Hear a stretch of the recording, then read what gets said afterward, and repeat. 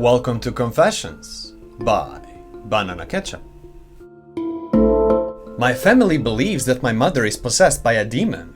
My family believes my mother is possessed by a demon. First off, before writing this, I don't know much about this subreddit, but what I will be talking about is 100% truth. I wish this were a joke. Even though this post will be about possession, I don't believe in such a thing. I'm not religious, and I think that my mother is mentally ill. I'm 21 years old, soon to be 22, and my family is Muslim. My mother prayed all her life, and she has been religious all her life, which one day changed. When I was around 17 years old, she started isolating herself at home. She had problems sleeping. She always said that she was scared, cried all the time, etc. My sister always slept next to her, and she told me that she sometimes did some sort of growling sound in her sleep. I can't really describe it. Also, she stopped praying, and whenever my family confronted her about it, she stated that she's a Christian. We are all Muslim. My family often played Quran verses, and she always held her ears, screaming, biting, getting really angry, running away from the audio source. Also, my mother one day got angry at my father because he addressed her the way he did all his life, and now he just calls her woman in our language, so it's really like another person. That's why they believe it to be jinn possession, because almost all signs apply to my mother.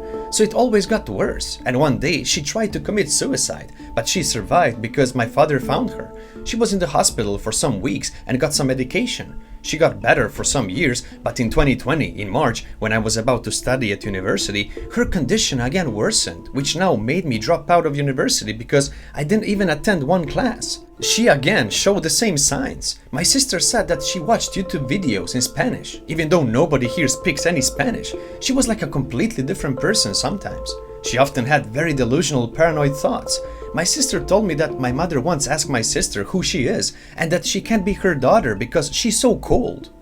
Regarding the paranoia, some days prior to her getting hospitalized, she was very anxious and she always went into the toilet. That day, she told me that by a specific time, my father will burn down the house and kill us all. He will take my mother's foot. My father had a foot injury at the time, and my sister will take my mother's heart.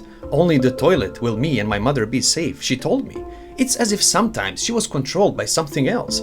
An example for that is, she once knocked on my door and asked me if I liked Israel. I asked why and was really confused. She told me it's a very good country. Normally, she's opposite to the government and its politics. Another day, she knocked on my door and asked me if I want her to do a tattoo on me. She hates tattoos, but her tattooing me? Even worse. I was extremely confused. She, some minutes later, cried and came into my room saying she was sorry for scaring me.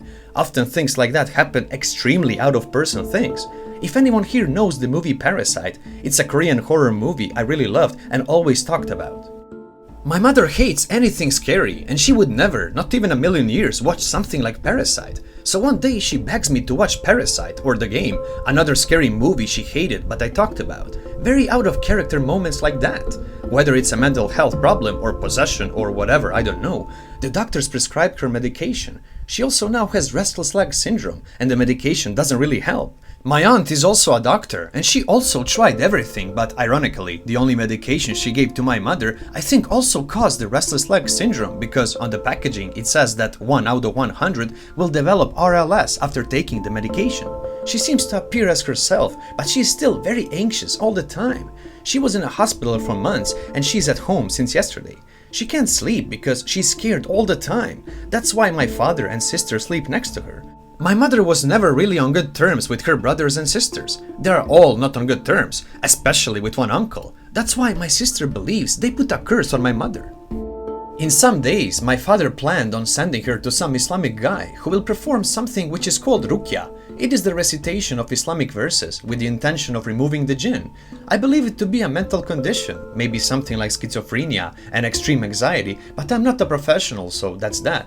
The paranormal part is very scary because my sister told me that she sometimes in her sleep gets up with her upper body and moves backward forward for a while. I never saw something like that because they keep me away from most of the things regarding my mother, because the first paranormal things started to happen when I was around 16 years old. In general, it's all very scary for me, and I very regularly have nightmares all revolving the suicide attempt of my mother, and also other things. Due to all that and me failing university, I have been extremely depressed with suicidal thoughts since around 1.5 years, almost every day. It's really frustrating, and I hope this post might make someone realize that everybody can go through a rough time, it's not only you. I appreciate any comments, or even if you don't read this, I wish you a healthy, good life. Also, since I'm posting this on a throwaway account, I would be ready to answer any questions, even if very personal. Thank you, Throwaway X Muslim 563, the author. Demon activity? This was a dream experience I had about a year ago, and at the time I think I had been going through an emotional season, so this dream came as a no surprise, as I have always been sensitive to spiritual dreaming. This dream started with me standing in the backyard of the house I'd never been to before. The yard was small. Think of a square as the plot of the land the house was built on, divided into 4 small squares. The yard was on the top right square. In the middle of the yard was a single tree, long dead and bare, but I knew it was once big and full of life. A fence surrounded the perimeter of the yard, but this is where I knew something was horribly wrong. Beyond the fence was nothing, not an open field with nothing in it, there was just void. It also wasn't just darkness, there was absolutely nothing beyond the fence. The moment I looked out into the void, the atmosphere also changed into a sense of impending doom. Something was closing in all around me onto the house in a very slow and gradual way. It was then I knew I had to go into the house, as there was someone waiting for me and needed my help. I go into the 2-story house and go straight up the stairs into a children's bedroom. This portion of the house would be in the bottom right corner of the square plot of the design of the house. In the bedroom, I see a small boy, no older than a 6-year-old, kneeling beside a bed facing a window looking towards the backyard, with a large window still with a lounge area to sit at the window's base. As I go up to the boy, the sense of impending doom begins to quicken, not aggressively, but enough for me to notice. I kneel down next to the boy who is reading a book laid onto the bed, and I ask him some general surface level questions. After some small talk, I ask him if he needs help or if something is bothering him. He proceeds to tell me that there are voices in the shadows and the vents talking to him, asking him to join them and go with them into the shadows.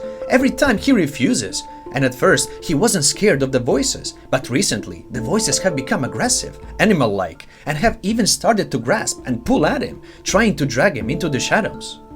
The impending doom speeds up with the story, becoming anxiety and panic-inducing. It even started triggering my fight-or-flight reflexes. After hearing his story, I decide to tell him about my faith, as I've had similar experiences to his in real life, and it was my faith that helped me. However, before getting too far into the discussion, the atmosphere changed again. The impending doom accelerated and started closing in onto the house. The room got very cold and downright evil. The light in the room started to bleed out of the room, leaving the room darker and mute. There was a sense of hatred directed at me, coming from the direction of the window. I turned my head left to see there was something light sprawled out onto the windowsill. It was humanoid in form, as if there was a person stretched out onto the windowsill.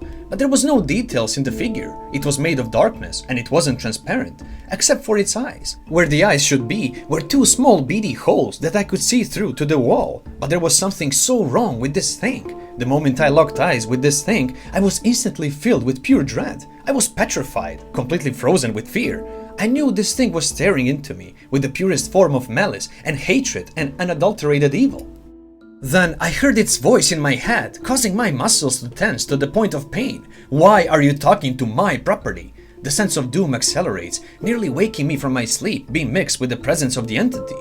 After the entity spoke to me, it seemed like an eternity before I mustered the courage to do something. I grabbed the child, who at this point was crying with fear and had soiled himself. I positioned him behind me so that I'm in between him and the entity. I began to pray against the figure, and at first this made things worse. The entity began to screech and writhe in place, the negative emotions amplifying by the second.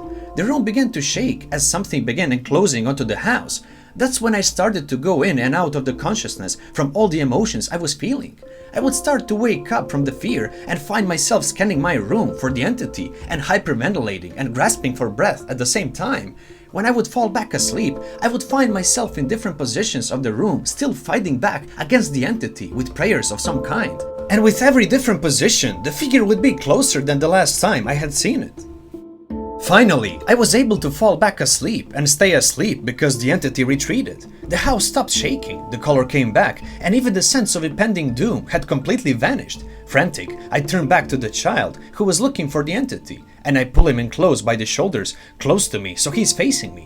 Listen to me, they are gone for now, but they will come back, and they will not stop until they get you. I will not always be here to help you, so I need to teach you about my faith and how to pray. I say to him. Before I could even begin speaking to the child, suddenly the atmosphere changed again. The sense of doom came back with a vengeance. At the moment, I felt it return. It instantly closed in onto the house, feeling like an implosion focused on me and the child. As the feeling happened within seconds, I bear hugged the child and brought him into my chest and firmly held onto him. I was not going to let the entities take the child without taking me too. I began to scream, ready to meet my fate and die fighting to protect the child, when I woke up wide-eyed. Normally, these types of dreams end here for me. However, this was not like the other dreams. There is no light in my room except for a small one in my fire alarm, and even this light does not cast a shadow from its position in my room. When I woke, I was facing my wall and was already wide awake because of the sudden way I was awoken, and I was still very much feeling all the feelings from the dream. That's when I noticed that my wall had two shades of darkness on them. I followed the darker shade with my eyes up to the wall and towards the ceiling to find something coming off the wall and looming over me. I instantly froze with fear because I immediately recognized the entity from the dream, as I locked my eyes with its two beadly little holes where its eyes should be, flooding me with the dread and evil from before. My fight or flight or freeze instantly kicked in. I froze, but I noticed I froze and thought to myself, am I just going to lie here with this thing over me all night? Or should I swing at it and see if it can leave? Within a second, I managed to psych myself up to swing my pillow at it and sit straight up in my bed, scanning my room for it. I didn't see where it had gone, but once I had moved, I felt it move around the room, out of sight but not gone completely. It took a while before I started praying, and soon after, I felt the presence finally leave. Thank you, Joshsway23, the author. Thank you for watching, everyone. If you already haven't, subscribe to this channel so you don't miss any new episodes. See you again soon, and until then, please, be safe.